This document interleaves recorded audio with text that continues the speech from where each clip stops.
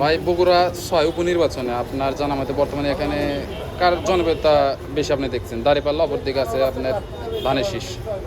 আমরা তো দেখেছি বর্তমানে এখন আপনার ধানের শীষটা এগিয়ে আছে আপনি এখন জানা মতো। আর ভোটের দিকে এখন বোঝা যাবে যে কি হবে, কি হবে? অপশনটা তা এখন বোঝা যাচ্ছে না। মানে তবে আপনার- আমার জানা মতে বাদশা দাঁড়িয়েছে ধানের শীষ আবিদুর রহমান দাঁড়িয়ে পড়লে আসার সম্ভাবনা 100% আছে। এখন ভোটের পর সেই জিনিসটা এখন বোঝা যাবে, তাছাড়া আমরা বুঝতে পারছি না। আপনি বলছেন যে ধানের শীষের থেকে দাঁড়িপাল্লার আসার সম্ভাবনা বেশি। হ্যাঁ, সম্ভাবনা বেশি। এই আপনার উপনির্বাচন বগুড়া 6 ছয় মানে এমপি নির্বাচনে। এমপি নির্বাচনে এখানে সাধারণ মানুষ যে আপনার 12 তারিখ উৎসবমুখরভাবে তারা যে ভোট প্রদান করেছিল বা ভোট দিয়েছিল, এবারও আপনার অল্প কিছুদিনের মধ্যে অনুষ্ঠিত যাচ্ছে এই উপনির্বাচন।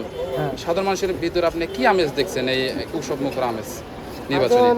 সাধারণ মানুষের মধ্যে আমেজটা দেখলাম, দেখা যাচ্ছে যে আপনার যেহেতু দীর্ঘ বছর ধরে আমাদের বাদশা ভাই তো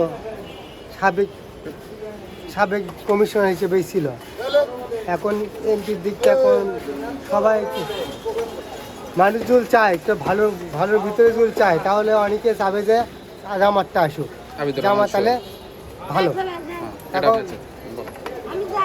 যান আপনি যান, হ্যাঁ দুটাই ভালো। আমরা যেটাই আসুক আমাদের যান বগুড়া শহরে উন্নতি হয়, এটা আমাদের চাওয়া। প্রত্যাশা বা চাওয়া। যাই পাস করুক, এটা আপনাদের- যে আসে আসুক, যে আমাদের দলে আসুক, ধানের শীষ আসুক, আর হ্যাঁ, আর অপরদিকে দাঁড়িপাল্লা আসুক। দাঁড়িপাল্লা আসুক, যে আসুক, তারা যেন আমাদের বগুড়া শহর উন্নত করে, বগুড়া শহরের গরিব মানুষ, আর্থিক মানুষের সব কিছু সেবা যেন করতে পারে, এটা আপনাদের বেকার প্রত্যাশা। মুক্ত লোক যাতে না থাকে, এসব আমরা চাই, আচ্ছা, যাতে আমরা ভালোভাবে চলতে পারি, এটাই আমাদের আশা প্রস্তাব। ধন্যবাদ।